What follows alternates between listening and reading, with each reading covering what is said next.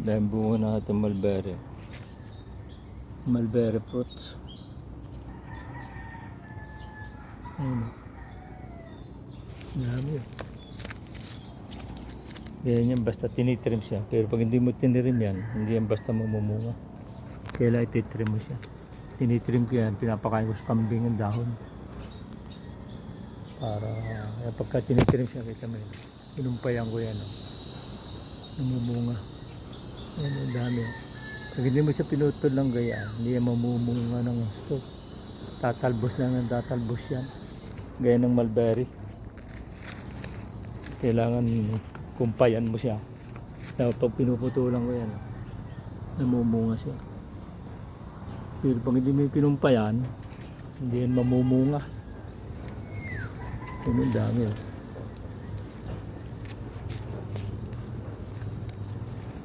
Yan ang mulberry. Kailangan tinitrim para mamunga siya.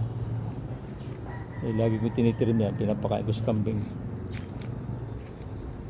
Yung mga mulberry fruit yan. Ayan siya.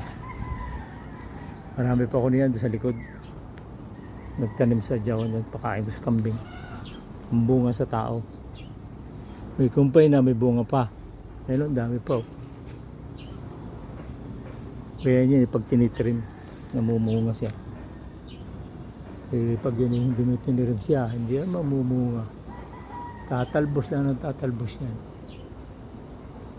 Kaya nung galing ng ayun, daming bulaklak. Ito mo yan. Titrim ko na uli yan. Mahaba na uli. Marami akong tanim niyan sa likod. Ito sa likod. Meron pa ako niyan doon.